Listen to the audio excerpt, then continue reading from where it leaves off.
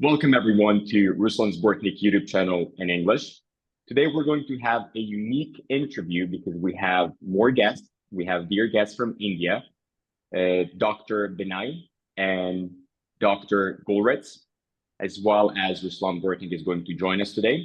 We have an interesting discussion. We're going to talk about India today, its history, its foreign policy, and what's its strategy and unique agenda that they're trying to bring to us to the world. I want to introduce to you our guests. Dr. Binay, he's a maritime entrepreneur, consultant, and political analyst. Dr. Gulritz, Sheikh, geopolitical analyst, doctor, a dentist, and an author as well. Everybody knows Ruslan Bortnik. He's the head of the Ukrainian Institute of Politics, geopolitical experts, and political analyst. Welcome, everyone. Hello, colleagues. Thank you. Hello. I want to start with Dr. Gulritz. Thank you so much for joining me today. And I think that topic would be a major area of your expertise. I want to talk about the foreign affairs of India. I think India it's a unique player at the moment in the world with a very wide and long history. And I think people are very curious what India is today, right? And what it is in terms of its foreign policy. What are India's priorities in its foreign policy, because it's in a unique position and it has unique agenda that it's trying to bring. Just if you can give us a slight overview before we jump into specific questions. What is India's foreign policy? What are they looking for at the moment to achieve in terms of their political interests? See, as far as our foreign policy is concerned, we are a major player and we want to become a big player. You can say, we are striving to become the global power, and but our foreign policy is based on the non-violent principles which we have adhered for thousands of years, and we are still adhering to it. And for India, you are asking what are the Indian interests. As far as Indian interests are concerned, and priorities, right? Like, what are the main both the things. Indian priority is Indians, and when you are looking at Indians, you are actually caring for 1/5 of the world's population. Imagine if government of India is not bothered about and they do not have priorities about Indians. Let it be getting cheaper oil or other stuff then what will happen to the 1/5 of world population? And when 1/5 of world population is not in a good shape, then entire 4/5 population is going to suffer. So caring for India is caring for the world in another sense. That's an interesting perspective, right? Because when you mention it that way, it does sound like, big. It's actually 1/5 of the population. So I feel like the government, the leadership of India feels a major responsibility. Definitely. And as far as the Indian foreign policy is concerned, we believe in our strategic autonomy. We believe in the independent foreign policy, and we have been working on that since 1947, since we got freedom from British Empire. And even today, India is a country with a spine, and Indian government is a government with a spine. We are very good friends of the Western Bloc, particularly the United States of America, but we are also in the Eastern Bloc. We are friends with Russia. We are friends with Middle Eastern countries, and when we are friends with Middle Eastern countries, we are friends with Arab nations as well as Israel. And this is the unique position which only India is having in today's day and age. We are with everybody, but we are independent. And some days back, I was the one who criticized Eric Garcetti, who is the US ambassador in India, when he was actually commenting on India's strategic autonomy, because we Indians love our strategic autonomy, and we have shown the guts a number of times when we were having pressure from the Western camp or from the Eastern camp, that we will do what is good for Indians. We will do what is good for our strategic autonomy, and we are the one of the big poles of the unipolar world. And I can say that we are one of the driving engines of the unipolar world. I think people will have a reasonable question. How did India succeed to do so? You're saying that India is friends with a lot of nations, nations that are conflicting between themselves. For instance, you've mentioned Israel and Arab countries. Those are the sides that are conflicting, right? And as well, how is India balancing its relationship between bigger players like United States, Russia, and China? What is India's success to balance those relationships and to succeed keeping its interests in the area for Indians, as you're saying, and also balancing between those players? Because sometimes, for example, United States and China, they're getting into a more critical phase of their trade war. How is India balancing in that circumstance? And just in other examples, right? How would you describe Indian success? Who brought up that policy? Who developed it? And why and how India is following it that successfully? See, if you want to look at Indian foreign policy, you have to paint on a bigger canvas because a smaller canvas painting cannot show it.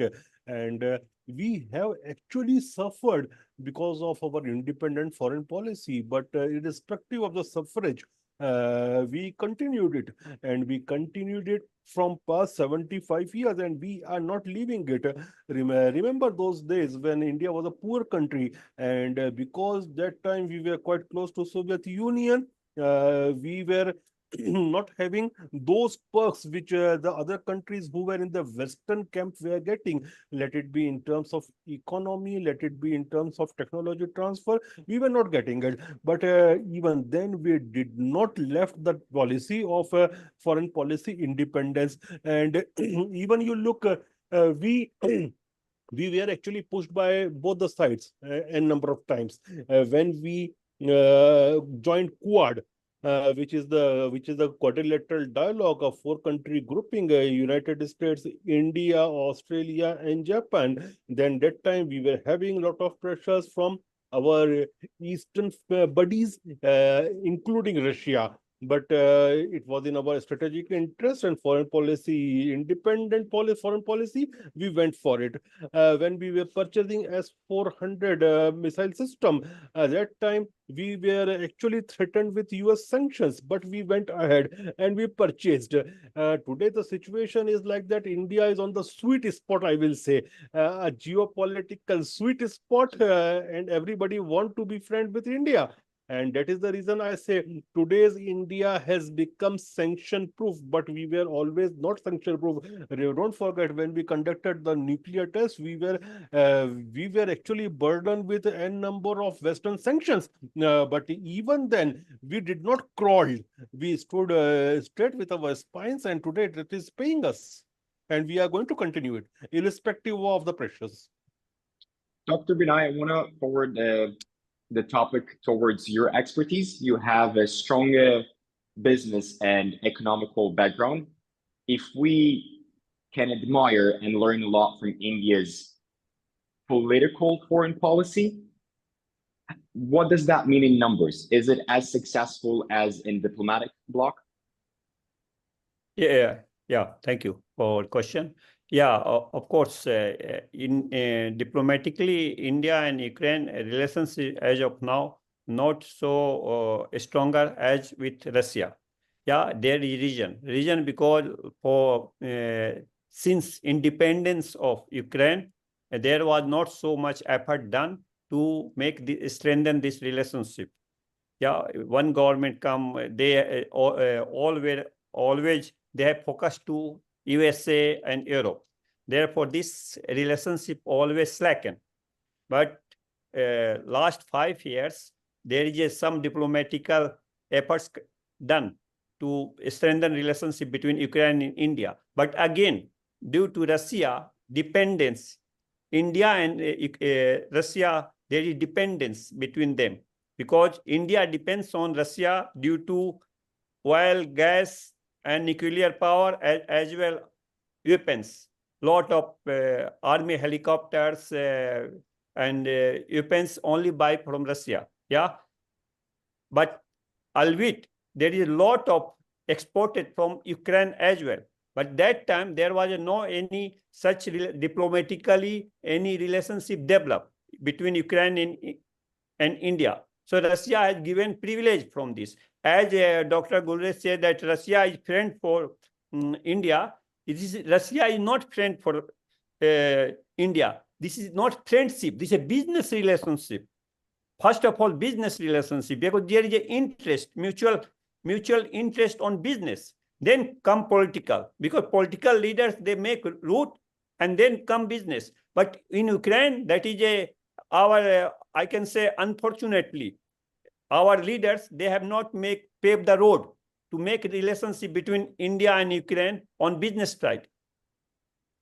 And I'm sure that Ruslan also agree with me. And therefore, what we face now. But when we have our ambassador, Harsh Kumar Jain, who recently transferred from here, he said that in 3 years, there are a big amount of transaction done between India and Ukraine. More than 20 millions of transaction for pesticides, for machinery, for Tata chassis, from Tata export to Ukraine import. So on business relationship, there is a slacken. And of course, obviously, there is no any diplomatically strength, because no business, no politics. Yeah. That So makes at sense. If we're strongly focusing on numbers first, it's very clear how to do your business without being tied up to political agenda. Yeah, sure. But for bigger, largest business, scale-up business, we need support of government. And Ukrainian government, they have not supported till now business so much. They have supported, but very on less scale. Therefore, now Ruslan is also aware, and I would like to aware you that we are now founding Ukrainian Indian Business Association to get Ukrainian and Indian businessmen on table and make that transaction between them, and then the relations will strengthen. And strengthen. Dr. Vinay, what do you think can be an interest of area for India and Ukraine? Yeah, what India can gain? India is a largest importer of vegetable oil from Ukraine, and Ukraine has second position post-COVID to supply of vegetable oil, sunflower oil.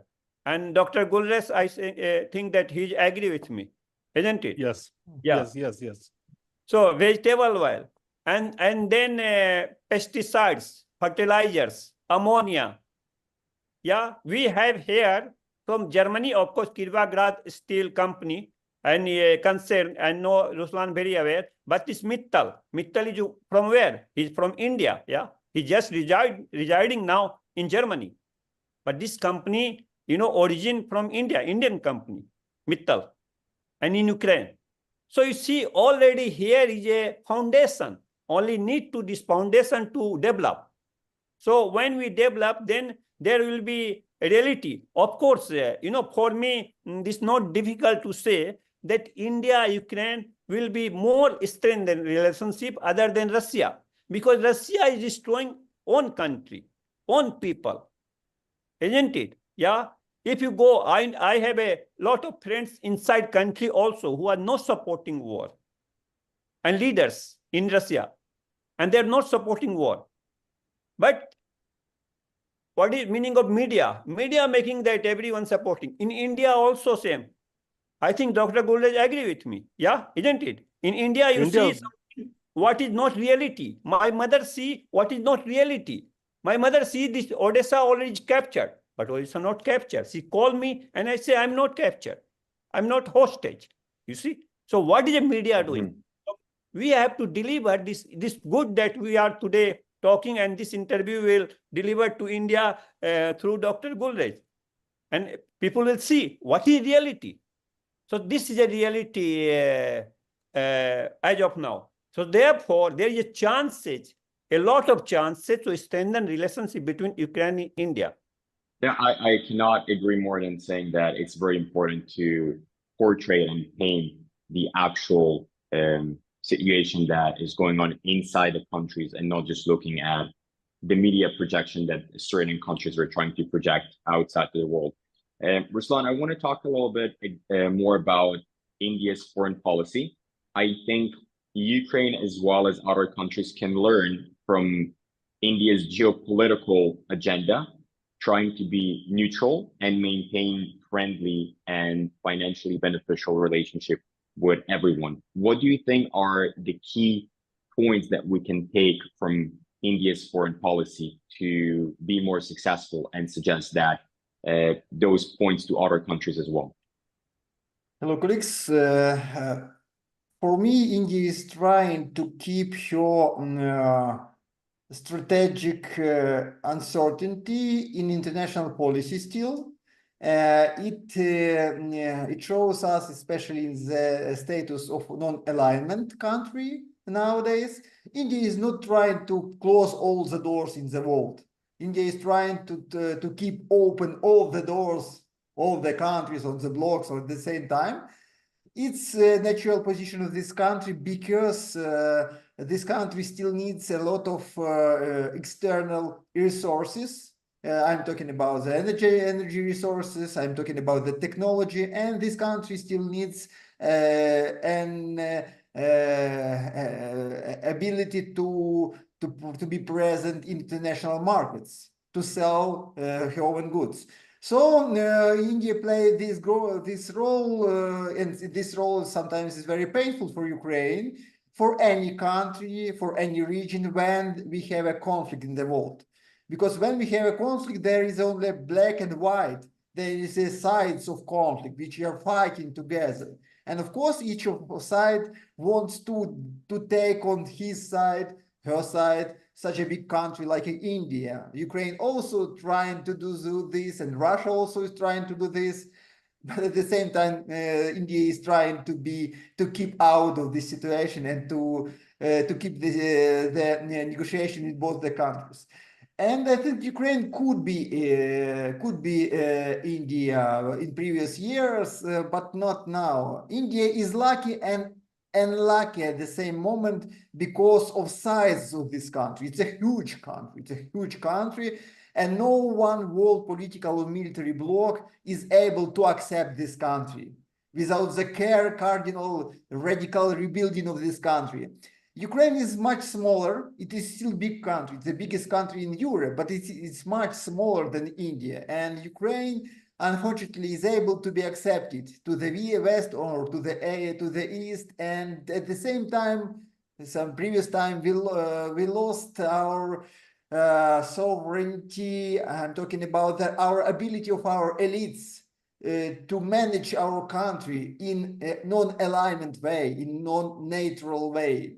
It's a historical problem for Ukraine. India is maybe in this moment, in nowadays terms, India may be younger country, but it's Ukrainian. It's very common situation when we are because we are between East and West, between West and Eastern political blocks. And every time in our history, we are repeating this problem in our history. We are trying to find partners, allies, in the east or in the west, in the south and in the north, and our elites are not still able to find this non-alignment, independent, sovereign way, which India is trying to keep on, even when she is suffering because of it. Well, would you say that Ukraine can get back to this track where it will try to remain neutral and somehow strategically align its policy in the same way that India is doing at the moment? I want to remind you only one historical example.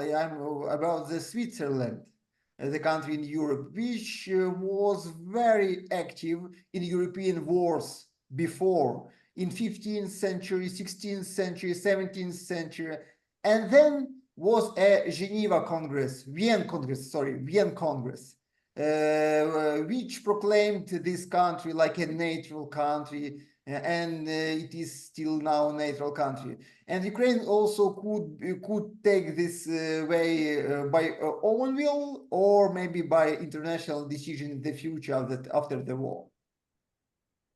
Right. Dr. Benay, Yeah. I want to talk about India and China arguments. India and China are in a tight situation where they have business and political conflicts. How is India balancing that situation, and what do you think could be a long-term resolution?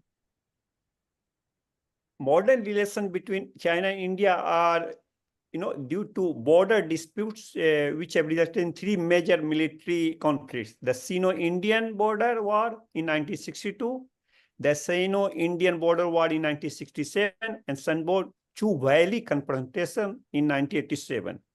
And 2005, the border problem was partially resolved, but China recognized Sikkim as Indian territory, and New Delhi named Tibet the Tibetan Autonomous Region.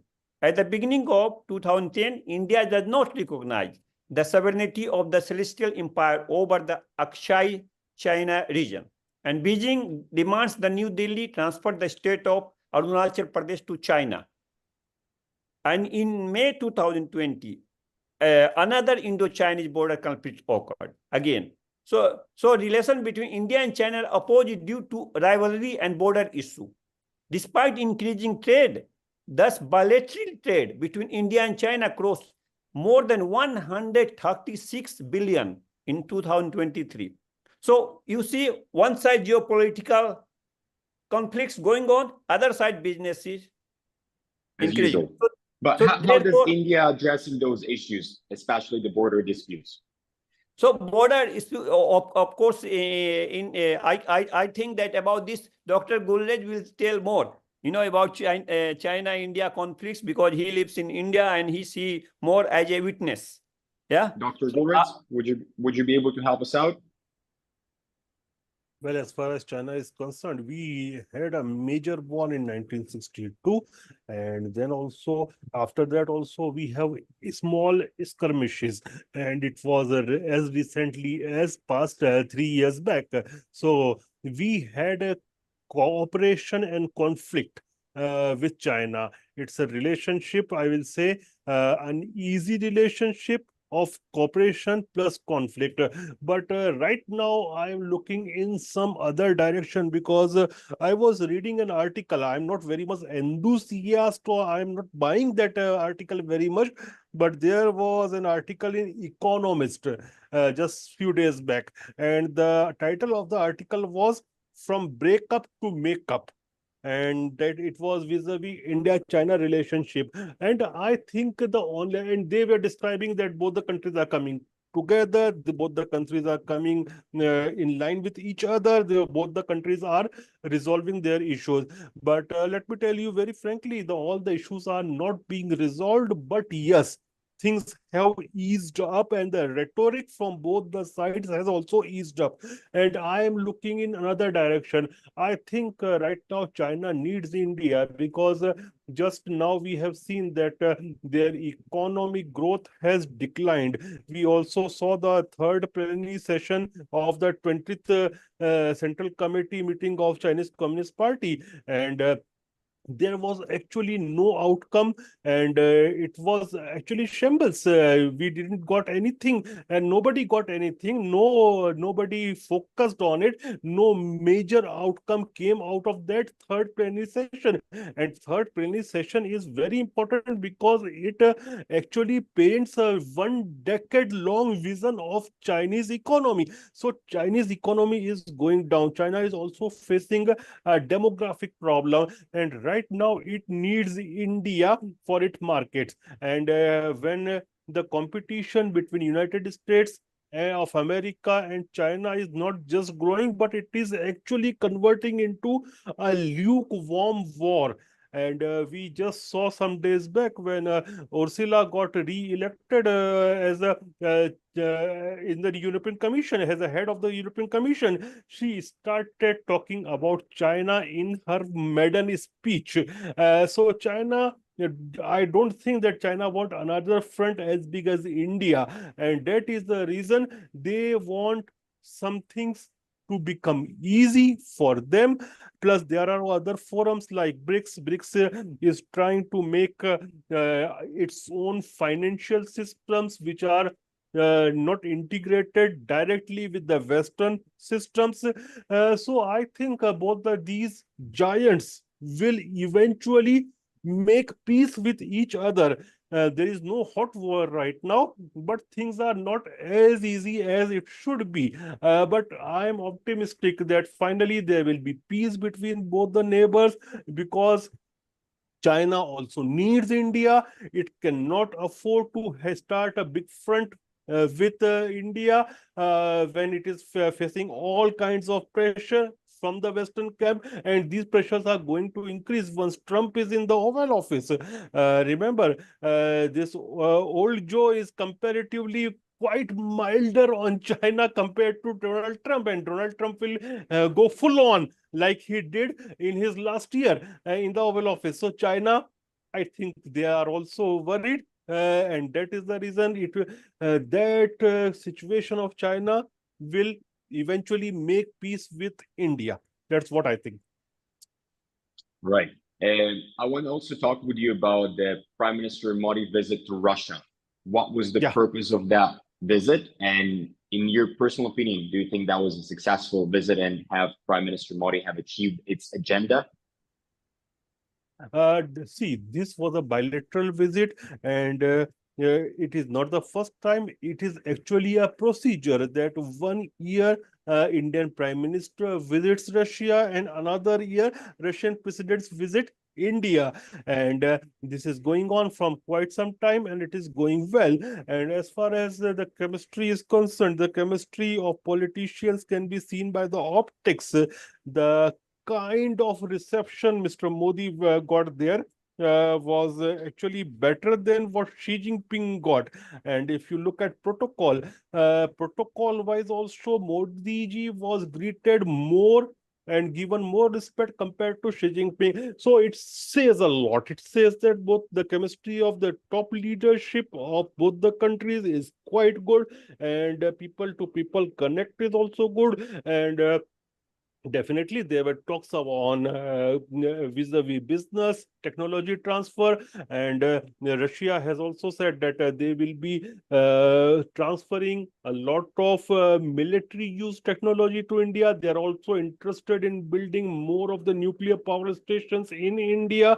So, yeah, and we have international north-south corridor, which is an alternate route for trade, and it is actually growing, and it also has Iran in that. So you can see the power of India. We are friends with Western camp. We are also friends with Iran, and in the Iranian port, we are having a lot of investment there.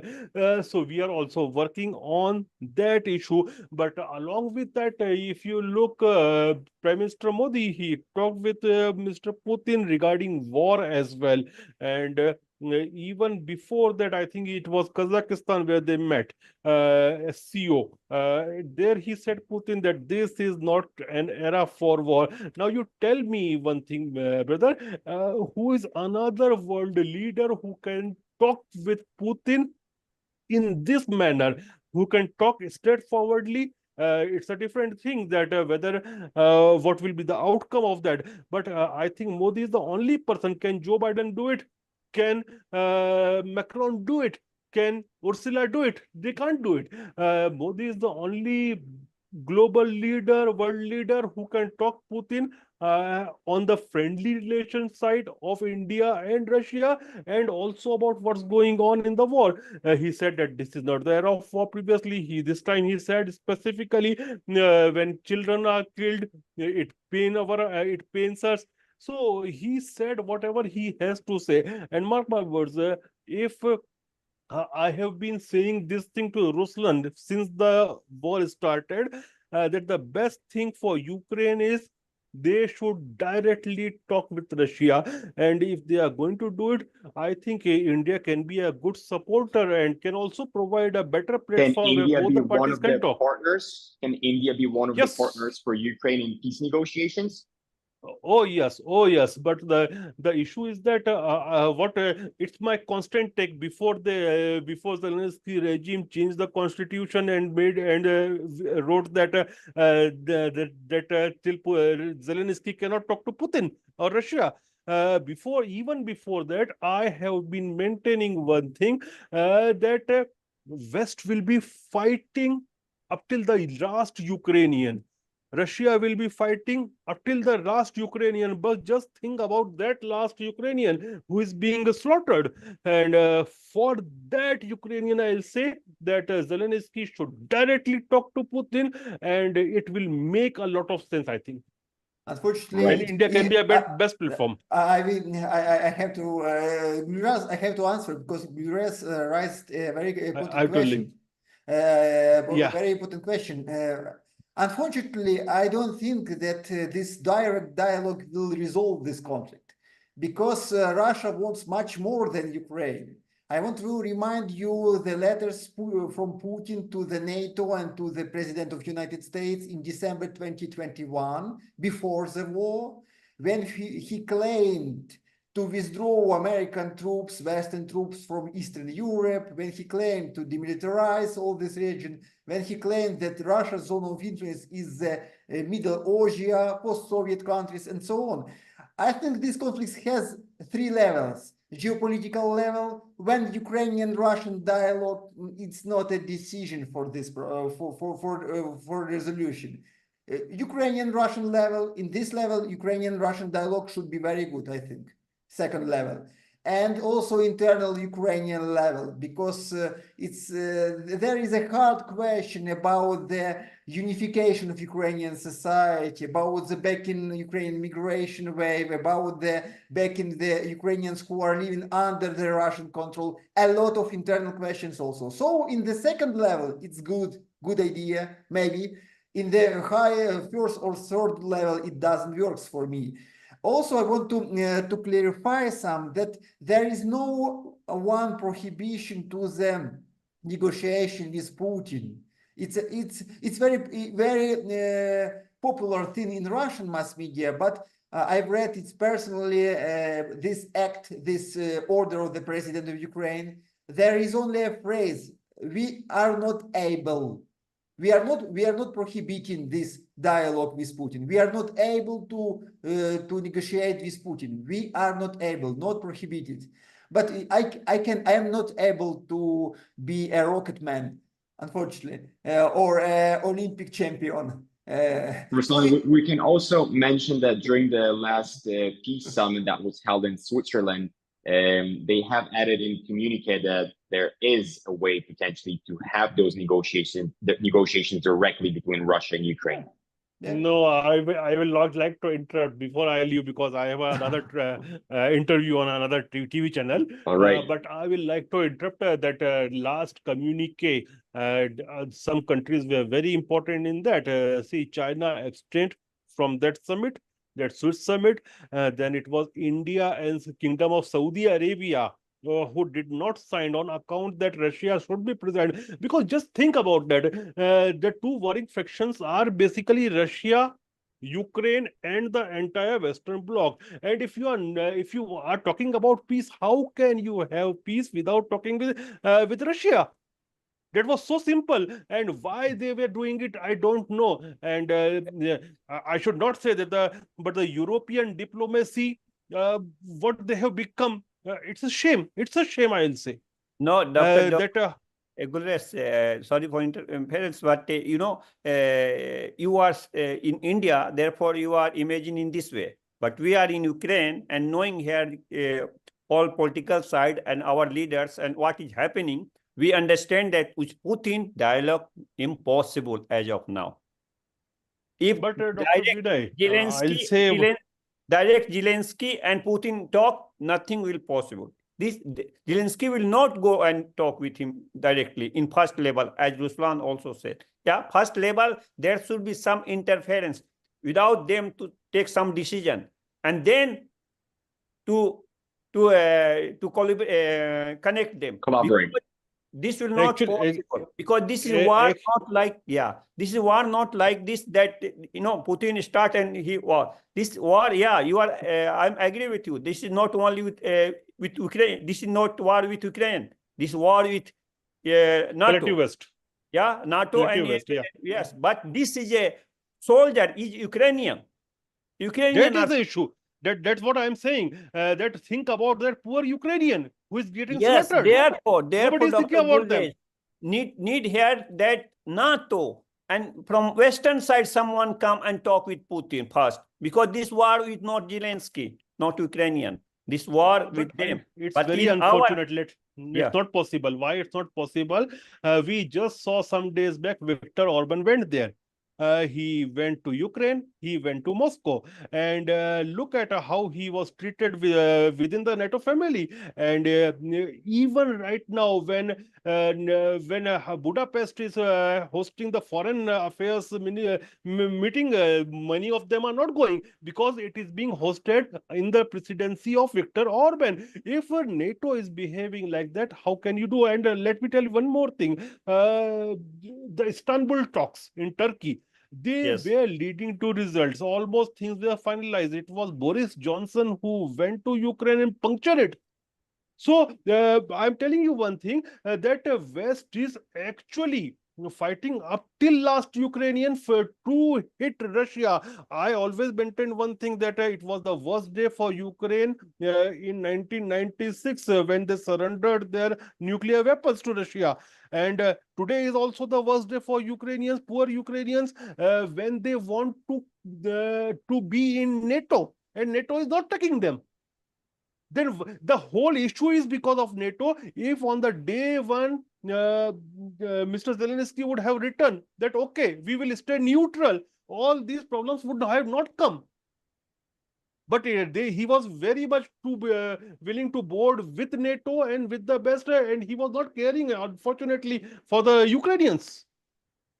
This happens when the leaders of the countries. Why I started with India? I started with India that India care for Indians. Indian interests are for Indians.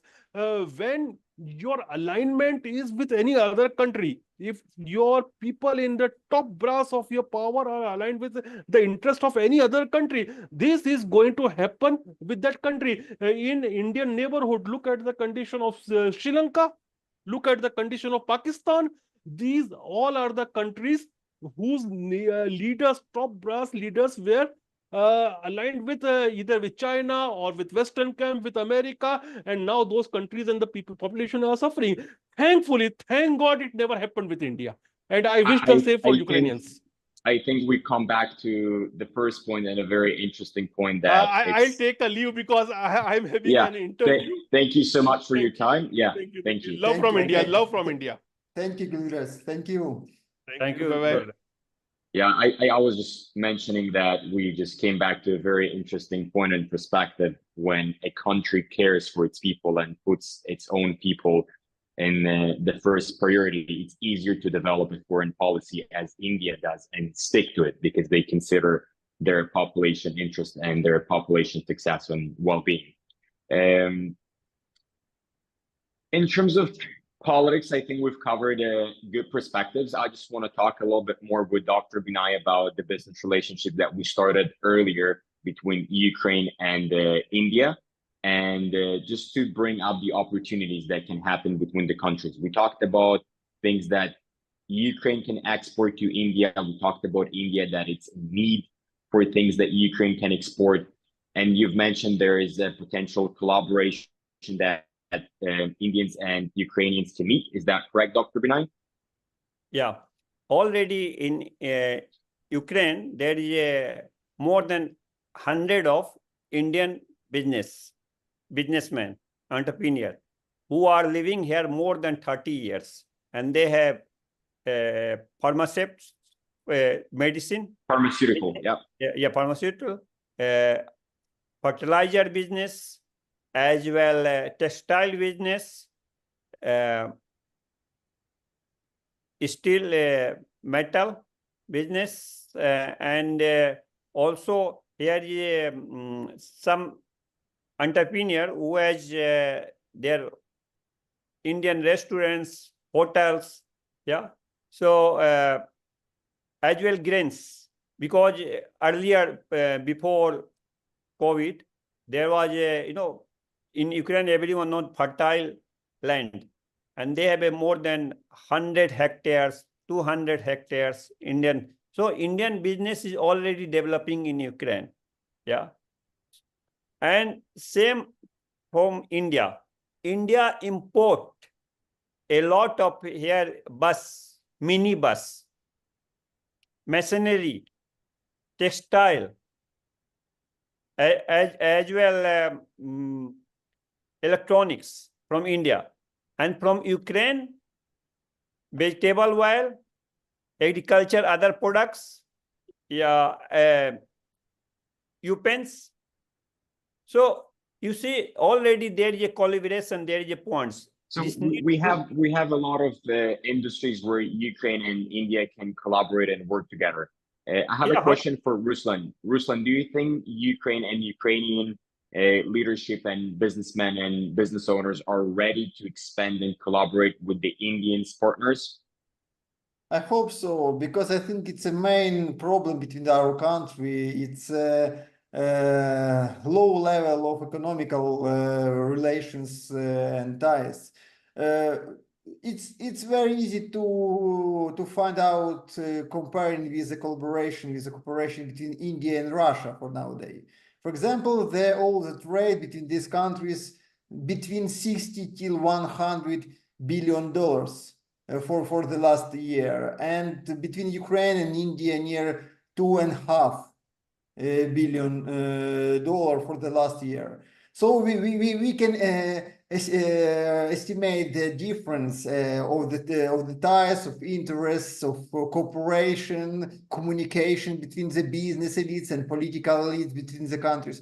I think it's this is the main problem between our countries.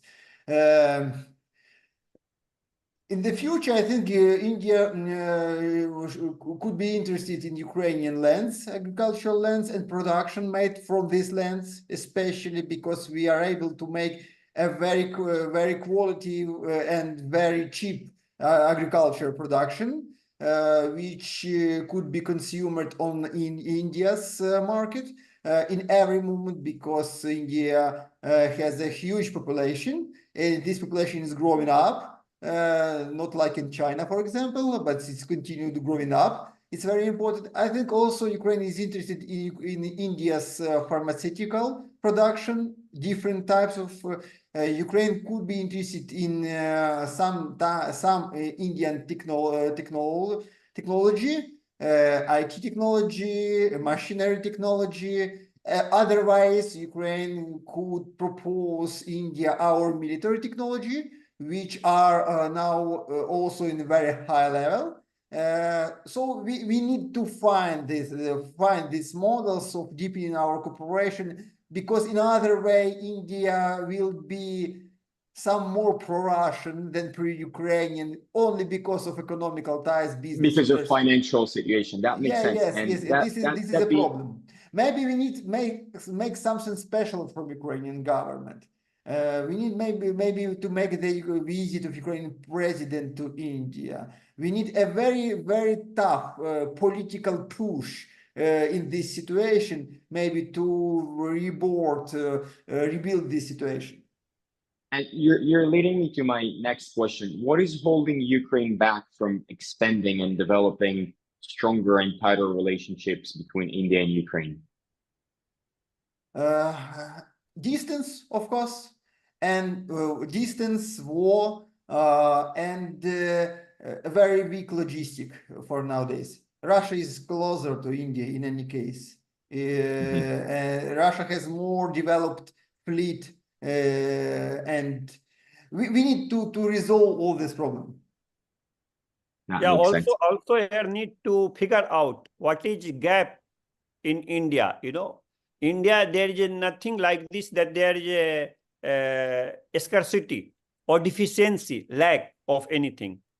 There is some gap this gap need to fill.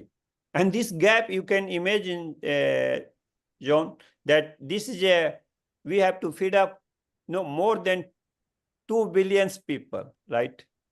So this is a big gap for India.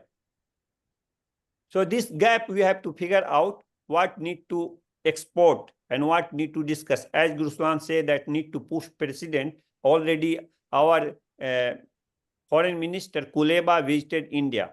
There was some development, but this need to more, as he said, that this need Push. to forcefully push, and on regular basis, even every week to talk, or maybe every day to talk, because Ukrainian ambassador Polishuk, Dr. Polishuk in India, he is doing a lot, but not all depends on him. There is a from here. So what we need to do, instead of having an individual person who's trying to do something for India-Ukrainian relationship, we need to develop a strategical agenda for Ukraine, how it's going to approach its progress with the relationship with India, and what are the financial interests that can carry, and just follow that policy strategically and continuously. Yeah, we have to widen our horizon. Then only anything possible, because whenever there is interaction with Ukrainian, I always ask, tell me what concretely we can export to India. And there is a question. There is a, for some time silence. So we have to first of all figure out what is need of India, because we need India as of now, right? Not Ukraine need India. We need India. I'm living here. I feel that we need India, because India as our partner or as our friend also can mediate in war to stop. Between Ukraine and Russia. That's yes, correct. Of course, because India is a head of Global South, and also member of the Shanghai organization. So BRICS, and BRICS, you see, this is a controversial that India and China is there. So this is a reason why. But they're still able to maintain their relationship, right? Despite their disputes, despite the border issues, right? That's correct. All right. Yeah. Thank you so much today for your time. The key points that we can take from that conversation is that India has a unique perspective towards its foreign policy. I like the idea that India is following what its people need and putting them as the first priority. That is something that Ukraine learned from India's foreign policy and its perspective. I like that we have a lot of business opportunities that can occur and happen, be developed between India and Ukraine, and the strategy should be to develop a strategic agenda and continuous policy, how Ukraine can and should be working towards that direction. And we would hope that people will hear us out and take our ideas and bring it more into a practical perspective with the Ukrainian government. All right. Thank you, colleagues. Thank you. Yeah, thank you again. Thank you for your time, and we hope you're going to have all a good week. Yeah, thank you. Bye. Bye.